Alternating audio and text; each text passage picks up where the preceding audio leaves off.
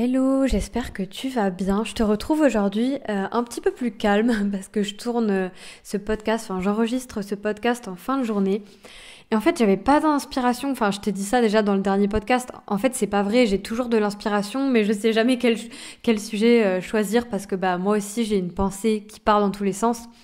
Et parfois, j'ai du mal à trouver le sujet dont j'ai envie de parler et avec lequel je suis alignée. Et en ce moment, le sujet qui me traverse, c'est le fait de se sentir anormal. C'est la croyance, en fait, fondamentale qu'on a expérimentée, validée et qu'on a vraiment intégrée pour beaucoup de haut potentiel. Pas toujours, mais ça peut être le cas. De développer la croyance, et je suis en train de la travailler sur moi en ce moment, c'est pour ça que je t'en parle, de je ne peux pas être aimée comme je suis, ou encore je ne peux pas être acceptée avec ma spécificité. Je ne peux pas m'autoriser à être différente. Je ne peux pas faire tati tata.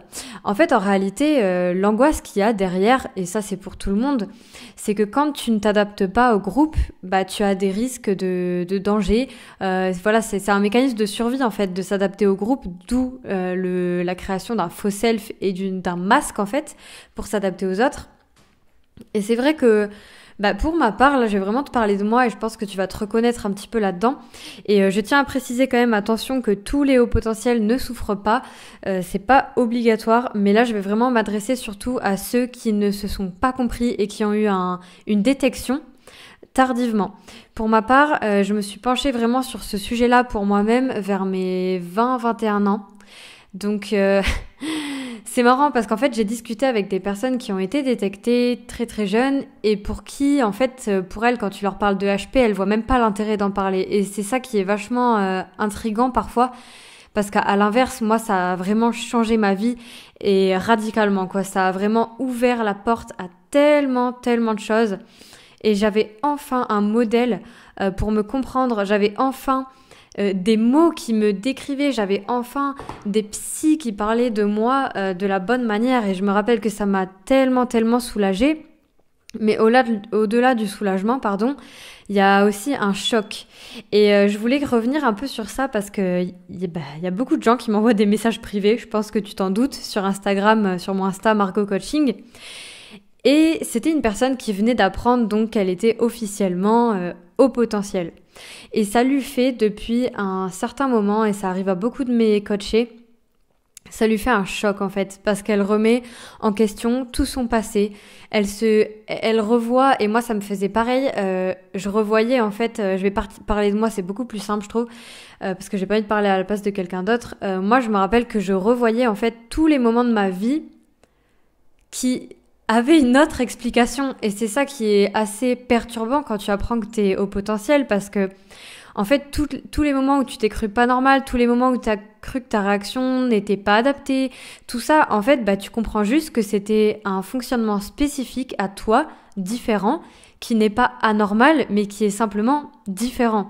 Et c'est vrai que quand tu as entendu toute ta vie, moi ça a été vraiment mon cas, que t'étais pas forcément doué, et parfois à l'inverse que t'étais super doué, c'est très paradoxal, que fallait t'adapter, que t'étais bizarre, que t'étais trop sensible, que tu te prenais trop la tête, etc. En fait, t'expérimentes vraiment un rejet de la part du groupe, de la majorité en fait. Pour ma part, ça a été autant, en tout cas c'est comme ça que je l'ai ressenti, je me suis sentie vachement rejetée de manière générale dans ma fratrie, par mes parents parfois qui ne me comprenaient pas, bien qu'ils essayaient de le faire en général, mais ils ne comprenaient pas. Et c'est là aussi toute la douleur, c'est que les proches, donc les personnes qui peuvent être pour nous un soutien, particulièrement quand on est enfant, adolescent, ne nous comprennent pas en fait et n'ont même pas les informations, en tout cas moi c'était ça, je sais qu'aujourd'hui ça change un peu, mais n'ont même pas accès à des informations pour mieux nous connaître, mieux nous guider. Et finalement, ils font de leur mieux et s'ils ont aucune notion de développement personnel ou autre, ils peuvent pas faire grand-chose. Et ça a été pareil, je sais que moi à l'école, ça a été souvent ça. Soit on mettait en avant ma capacité de réflexion, ma rapidité d'apprentissage, soit à l'inverse, on me reprochait d'être distraite, d'être soi-disant dans la lune. Et ça m'arrive encore d'en souffrir aujourd'hui. En fait, je m'en rendais pas compte, mais je suis en train de faire beaucoup de coaching sur moi en ce moment. Et je me rends compte que quand même, cette croyance-là de je suis pas normale, il faut que je m'adapte, elle s'ancre souvent dans mon travail et me bloque encore dans mon travail. Je vais te donner ces exemples-là parce que je sais que vous êtes beaucoup à attendre que je parle du travail, mais c'est vraiment pas ma thématique favorite, enfin, à part l'entrepreneuriat. Mais pour ma part, en fait, je ressens beaucoup ce truc de si je crée telle chose, par exemple, tu vois, quand je crée un atelier, j'ai tendance à au début m'embarquer dans mes émotions, créer, etc. Et puis j'ai toujours une petite phase qui me dit « Attends, est-ce que ça, c'est pas bizarre ? Est-ce que il faudrait pas que ce soit plus sérieux ? Est-ce que tu peux vraiment faire autant d'humour ? Tu vois, en fait, tout ce qui va pas être dans la norme, du moins qui pour moi n'est pas la norme. Donc la norme pour moi, c'est d'assister à un atelier où la personne parle à 2 à l'heure. Désolée, hein, je vais être cash, hein, je le dis comme je le pense. Mais la plupart du temps, moi, quand je vais à un atelier, je me fais chier. Voilà, fallait que je le dise. Très souvent, je m'ennuie. Je trouve que ça va pas assez vite. La personne qui parle dit des choses qui me semble logique et je trouve ça pas assez approfondi. Mais souvent, j'étais la seule à ressentir ça. Les autres ne ressentaient pas ça. Et donc, en fait, moi, quand je crée un atelier, par moment, je me dis, est-ce que c'est assez structuré ? Est-ce que les gens vont comprendre ? Et j'ai tendance à surexpliquer alors que les gens comprennent. Donc, l'avantage, c'est que quand je m'adresse à des hauts potentiels ou des hypersensibles, généralement, on vibre un peu sur la même longueur d'onde. Donc, j'ai pas trop à me suradapter. Mais en tout cas, quand il y a des personnes qui ne sont pas comme ça, qu'on appelle neurotypique, voilà. C'est vrai que là, c'est un peu plus dur à gérer. Mais encore une fois, je me dis, ça m'a fait... Vous savez, j'en ai parlé avec des personnes cette semaine et je pense que ça va vous parler. Et en fait, j'ai échangé avec des gens qui ne sont pas comme moi, mais qui m'ont dit, mais pourquoi ce serait pas aux gens de s'adapter à toi ? Et en fait, c'est un truc que je n'ai jamais... Enfin, qui peut paraître logique, mais en tout cas...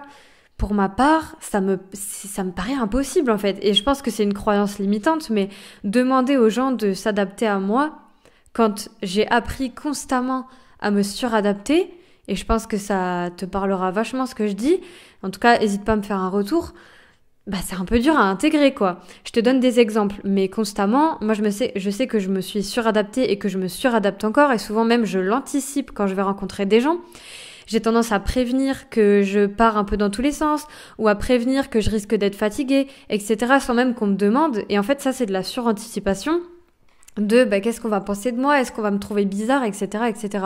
Parce que comme tu le sais, on peut être d'un coup très très joyeux, très présent, très sociable, puis d'un coup pas du tout. Et ça m'est arrivé il y a pas si longtemps d'être avec des gens et je me sens super bien. Mais je sens qu'en fait, j'ai besoin d'être toute seule, sauf qu'à ce moment-là, tout le monde qui est un peu plus extraverti a envie de sortir. Et toi, t'as l'impression un peu de... Désolée, j'ai le hoquet. Ça, c'est un signe révélateur, ça. Quand il y a quelque chose qui nous perturbe parfois. Ça m'a fait ressentir un peu ce truc de « Oh, je vais encore embêter les gens, je vais encore déranger les gens parce que moi, j'ai besoin de ça, j'ai besoin de temps, alors qu'ils peuvent faire ce que fait la norme. » Et en fait, le truc, c'est que de base, on n'aurait pas dû se suradapter comme ça. Il aurait fallu que le monde s'adapte à nous. Je vous donne un exemple, mais quand je parle avec des personnes qui ont le syndrome d'Asperger, je crois qu'on dit comme ça, je connais pas très bien, mais bref, qui sont situées sur le trouble autistique, en fait, elles passent leur vie à se suradapter alors même qu'elles ne peuvent pas. Je vous invite vraiment à écouter des contenus là-dessus, mais ça peut être par exemple quand les lumières nous surstimulent. Par exemple, moi quand je suis passée sur France 4, c'était génial, hein, mais par contre, les spots de lumière et le fait qu'on soit dans un sous-sol et qu'il n'y avait aucune fenêtre et que j'avais les lumières tout le temps, j'ai eu une migraine toute la journée. Au-delà de la migraine, c'était très dur pour moi de me concentrer et d'être à l'aise parce que ça me surstimulait. Et c'est tous ces petits détails en fait qui font que finalement tu te sens inadapté constamment, quoi. Tu te sens anormal, tu te sens pas comme les gens. Et moi je sais que j'ai beaucoup ressenti ça, même en allant en resto avec des amis, mais j'en ai déjà parlé ici.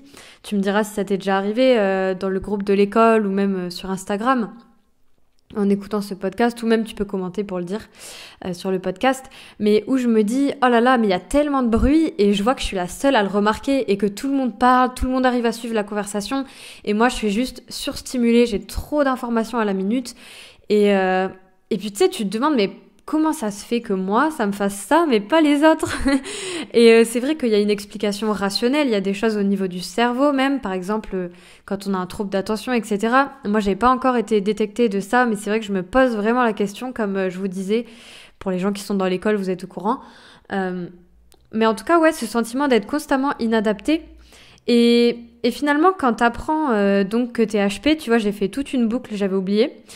Quand t'apprends que t'es HP, parfois ça remet vraiment en question toute ta vie, tout ce que t'as vécu, ça peut te rassurer, mais ça peut aussi énormément te perturber parce que t'as créé une identité particulière et que tu te rends compte qu'en fait, t'es pas que ça. T'es pas juste la personne qui se suradapte, t'es pas juste la personne qui a des émotions fortes, ou à l'inverse, tu n'es pas juste la personne qui ne ressent rien, parce que ça, je voulais aussi en parler, c'est que quand on est HP, hypersensible, etc., si on a dû constamment se suradapter, parfois au contraire, on a masqué nos émotions, on les a mis en sourdine. Donc c'est pas obligatoire d'être dans une expression constante de nos émotions, hein. Moi, c'est plutôt mon cas, mais je rencontre beaucoup de gens pour qui c'est pas le cas. Donc déjà, il peut y avoir tout ça. Et ça fait quand même du bien parce qu'on va sur le chemin de soi-même. Mais aujourd'hui, voilà, c'est peut-être un peu moins joyeux que d'habitude, mais je voulais vraiment parler de ce sentiment finalement de souffrance extrême qu'on peut ressentir quand on se sent autant décalé par rapport aux autres et que finalement on ne peut pas se fonder, s'appuyer sur la norme, on ne peut pas on n'a aucun modèle d'identification en fait. On n'a aucun... Tu vois, je vais te donner un exemple parce que c'est quelque chose qui m'a beaucoup marqué. Quand je voyais une psy vers mes 15-16 ans, je savais pas du tout que j'étais HP ni hypersensible. Et elle me disait souvent, Margot, quels sont vos modèles familiaux? Est-ce que vous avez un modèle parental ou un modèle, quelqu'un dans votre famille qui vous ressemble, dans lequel vous vous reconnaissez? Et c'est marrant parce qu'en fait, j'ai cité une personne qui, dans la famille... a un peu eu le poids sur elle, moi je pense que c'est une HP, mais bon, je ne sais pas, qui a eu un peu le poids sur elle d'être la personne à problème, la personne un peu folle, la personne machin. Et en fait, tout simplement avec le recul, je me rends compte que probablement c'est une HP, et du moins je me reconnaissais dans ce truc de Margot, c'est la meuf qui pose problème. C'est la fille compliquée. Tu sais pas pourquoi elle s'adapte pas. Tu sais pas pourquoi elle aime pas parler. Tu sais pas pourquoi elle aime pas l'école. Pourquoi est-ce qu'elle apprend une leçon mais qu'elle a pas toujours une bonne note même quand elle travaille beaucoup. Et toutes ces explications en fait que même mes parents n'avaient pas. Et d'ailleurs, s'ils écoutent ça, je pense qu'ils diraient complètement qu'ils voulaient faire quelque chose, mais qu'ils ne savaient pas quoi faire. Et je pense que c'est le cas de beaucoup de parents, même des parents aujourd'hui là qui m'écoutent peut-être et qui ont des enfants ils savent qu'ils sont HP, mais ils manquent d'outils. Et je pense que pour moi, une des choses les plus agréables et les plus importantes à entendre, c'est ce n'est pas grave si tu n'es pas comme les autres. Ce n'est pas grave si tu t'éparpilles. Ce n'est pas grave. Moi, je sais que ça m'aurait fait tellement du bien et ça m'a fait du bien qu'on me le dise aujourd'hui. C'est une personne, en plus que je connaissais à peine, qui m'a dit ça, qui m'a dit, mais en fait, c'est pas grave si tu te disperses. C'est pas grave si tu pars dans tous les sens. C'est pas grave si parfois on te trouve bizarre. C'est juste toi en fait. T'es pas bizarre, t'es juste toi. Et c'est là tout le truc, c'est qu'en fait, oui, ça fait partie de nous d'être entre guillemets ce que les gens appelleraient bizarre, anormal, pas dans la norme. Et en même temps, j'ai envie de dire, alors certes, ça reste douloureux parce que être rejeté par les autres, c'est jamais agréable. Mais dans un sens, c'est ce qui fait notre spécificité, c'est ce qui fait qu'on est unique. Et je sais très bien qu'aujourd'hui, si on me demandait, Margot, est-ce que tu veux supprimer ton fonctionnement au potentiel? Je vous dirais jamais oui, je vous dirais non. Je vous dirais non, j'ai pas envie de perdre ça, j'ai pas envie de perdre cette richesse de pensée, de remise en question, de créativité, de sensibilité, d'envie de changer le monde, ce sentiment d'avoir un moteur qui nous pousse à réaliser nos rêves, que je vois pas toujours justement chez des personnes pas HP. Alors le but ici, c'est pas de dire les non HP, vous êtes nuls, pas du tout, hein, je préfère le préciser. Mais juste, il y a cette différence, en tout cas moi, que je ressens dans cette espèce d'obsession presque d'être authentique et d'accomplir sa vie. Vous voyez, par exemple, moi, je sais que je ne me vois pas mourir demain sans avoir accompli au moins 99% de mes rêves, si ce n'est 100%. Et ça, c'est quelque chose que je ressens depuis toujours et je pense qu'il m'a énormément poussée à ne pas sombrer finalement. Alors après, ça m'arrivait aussi, hein, mais vous voyez ce côté toujours à vouloir plus, à remettre les choses en question, à chercher des solutions. En tout cas, moi, j'ai souvent eu ce mindset-là, même en n'étant pas bien. Et ça, c'est un truc qu'on nous rappelle pas assez, mais c'est que du fait d'avoir été HP, en suradaptation, d'avoir autant de flexibilité, on va dire, au niveau cognitif, d'avoir autant de pensées différentes. Après, ça dépend parce que parfois, il faut le travailler. Bah, ça nous amène à être assez résiliente, à passer à autre chose, à changer radicalement. Moi, je vous dis, quand je me regarde là, il y a 1 an, je sais que j'ai grave changé. Et il y a 1 an avant, j'ai grave changé. Et ça n'arrête pas. Et chaque année, je change énormément. Et je sais que c'est pas forcément le cas de tout le monde, du coup, du moins pas aussi rapidement. Et c'est pour ça qu'on passe pas inaperçu, en fait. Encore une fois. Donc c'est aussi ce qui fait qu'on est unique. Et s'il y a des hypersensibles qui se disent « Ah, j'écoute ce podcast, ça me parle, mais je sais pas si je suis HP », dans tous les cas, si ça te parle, prends ce qu'il y a à apprendre, essaye de voir ce qui te fait du bien. Et dans tous les cas, quand on est hypersensible, on ressent aussi ce type de choses.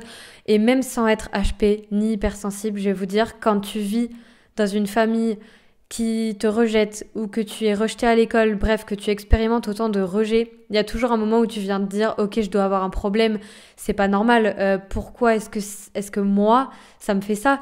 Et c'est là toute la difficulté, c'est comme je vous disais dans le podcast sur ne plus subir ses émotions, c'est qu'en fait, on a été réellement victime de moqueries, etc. Mais on n'est pas obligé de rester là-dedans, en fait.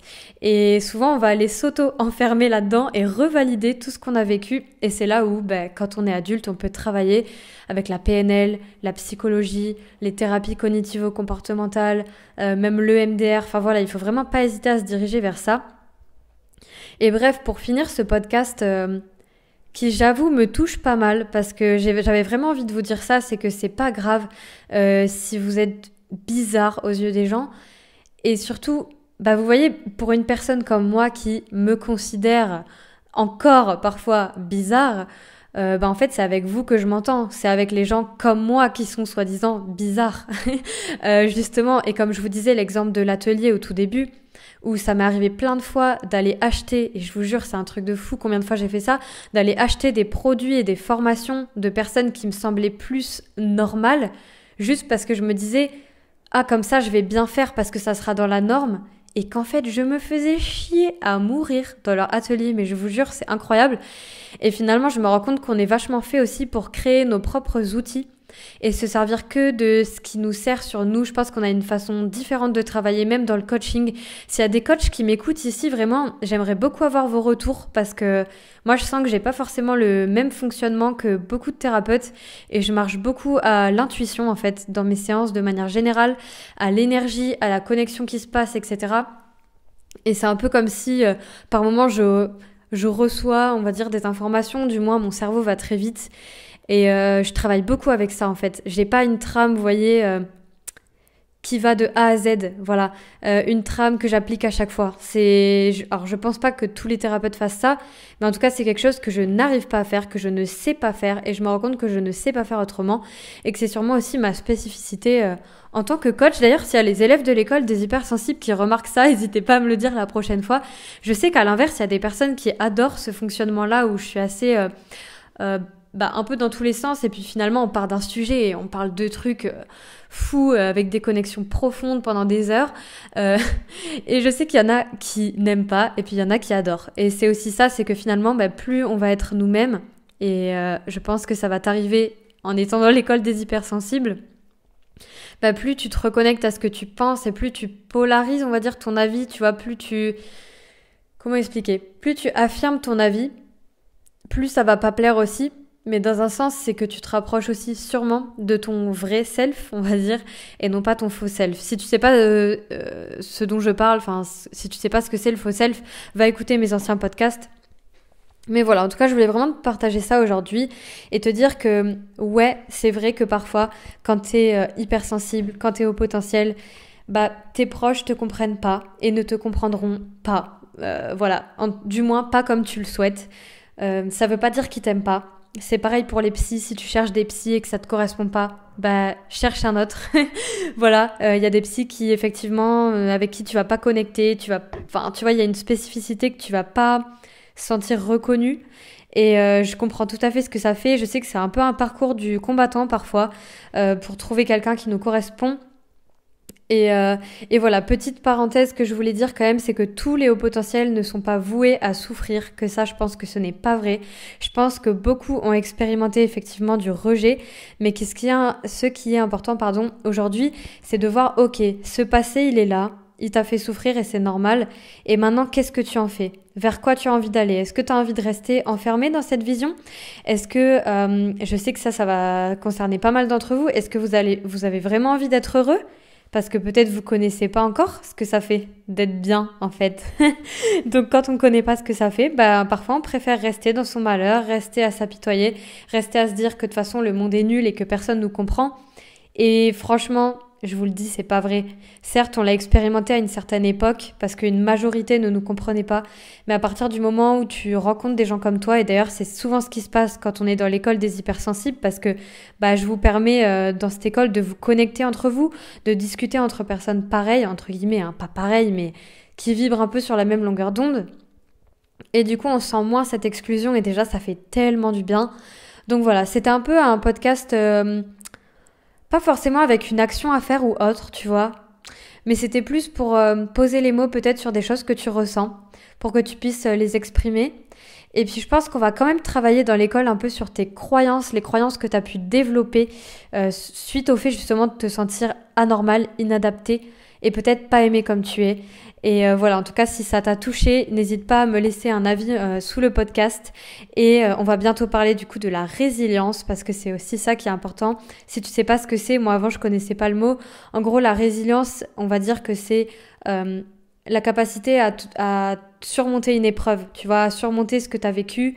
Par exemple, tu vois une personne qui a vécu une maladie grave et qui aujourd'hui inspire des milliers de personnes et qui aide des milliers de personnes qui ont eu sa maladie. Par exemple, ça c'est de la résilience.